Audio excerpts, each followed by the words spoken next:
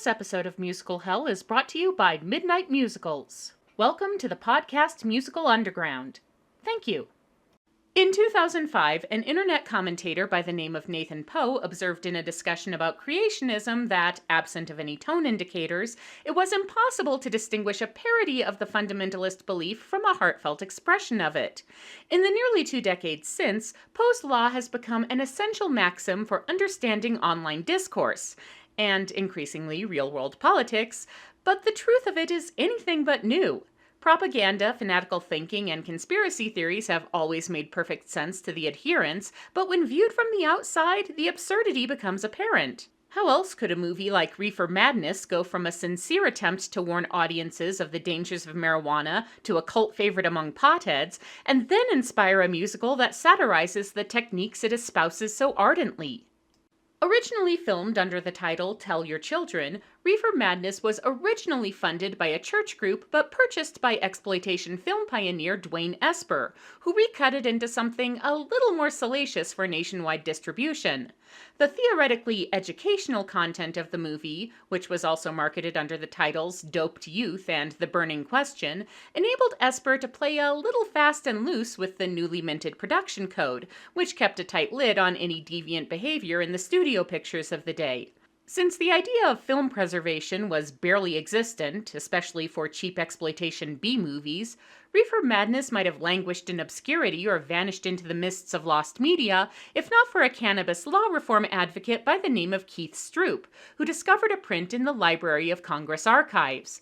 Stroup purchased the print and exhibited it on college campuses as an ironic means of fundraising. Thus, a schlock classic was born. So here's how it originally went down. After a text crawl cautioning viewers of the shocking scenes they will witness, for purely educational purposes, of course, Stern principal Dr. Alfred Carroll lectures his school's PTA on the menace marijuana presents to their children, offering as an object lesson a tragic tale from their own community.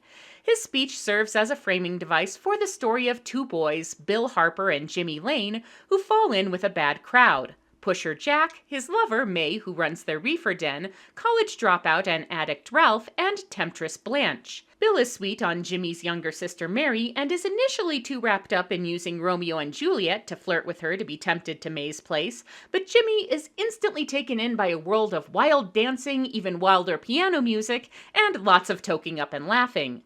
Eventually, Bill succumbs to the lure of Reefer too, causing his grades and sports skills to plummet. At a party, Jack runs out of pot and recruits the very high Jimmy to drive him to his supplier, an errand that results in Jimmy committing a ridiculously shot hit-and-run against a pedestrian. While Jack works to keep Jimmy quiet, Bill is lured into Blanche's room, and Mary shows up seeking her absent boyfriend and takes what she believes to be an ordinary cigarette from Ralph. Ralph uses Mary's stoned state as an opportunity for a little sexual assault, but Bill walks in, hallucinates that the encounter is consensual, and attacks Ralph. Jack breaks up the fight by pistol whipping Bill, causing the gun to go off and kill Mary in the process. Bill is framed for the murder and convicted, but his innocence preys on Blanche and the increasingly unstable Ralph, to the point where even Blanche's frantic piano playing isn't enough to soothe him. Jack gets permission from his boss to kill Ralph to keep him from talking, but before he can, Ralph bludgeons him to death. The police arrive and arrest May and Blanche, who provide testimony that both bust up the drug ring and prove Bill's innocence, though Blanche throws herself out a window in despair after signing her confession. Bill gets off with a "let this be a lesson, young man," Ralph is declared insane and institutionalized, Jimmy's hit and run is never mentioned again, and Dr. Carroll breaks the fourth wall to warn the audience to heed this lesson before their own children become victims of the devil weed. Like a lot of classic bad movies, Reefer Madness is a bit of a mess structurally. Several characters feel interchangeable, and the plot doesn't arc so much as veer around wildly, and the musical does a lot to smooth things out. Jimmy and Bill are rolled into one character, Jack and May are fleshed out to make them proper secondary characters, Blanche is rewritten as addicted prostitute Sally, and both she and Ralph are exaggerated for comic effect. Lyricist and book writer Kevin Murphy also uses the genre to make the whole experience an even bigger trip, with hallucinatory sequences involving dancing devils, lounge-singing Jesus, and guilt-tripping pot zombies. The narrator becomes an ominous, nameless figure called the lecturer, reminiscent of similar masters of ceremonies in Cabaret and Pippin, and FDR comes in to deus ex machina up a happy ending in a direct homage to Annie. And of course, the musical lambasts its source material's propagandistic techniques by not only further exaggerating them to the point of blatant absurdity, but by taking the history of the anti-cannabis movement in the US and exposing its dark underbelly. As with several things which are now regarded as controlled substances, cannabis was widely employed for medicinal purposes in the 1800s.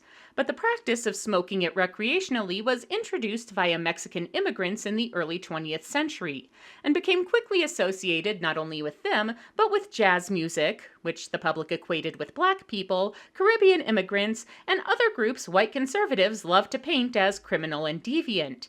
They popularized the Mexican-Spanish name for the drug, marijuana, to associate it with insidious foreign influences, and with the help of journalists like historic trashfire William Randolph Hearst, circulated lurid tales of violent acts perpetuated by its users, some of which, like a gruesome axe murder, are referenced in both the film and musical versions of Reefer Madness. Later research would indicate the offenders were also suffering from mental illness and may have even been using marijuana to self-medicate, but to readers who knew very little of cannabis and its effects, they were grim cautionary tales that justified their crusade against marijuana and persecution of those they held responsible for its proliferation. And that's the thing about hysteria. It's a drug as potent and addictive as any warned about in a DARE program. The ease with which one can get swept up in fear, paranoia, and vilification of the other is truly chilling and can strike without warning, especially if it comes packaged in a catchy musical number. Oh, you're killing me with you.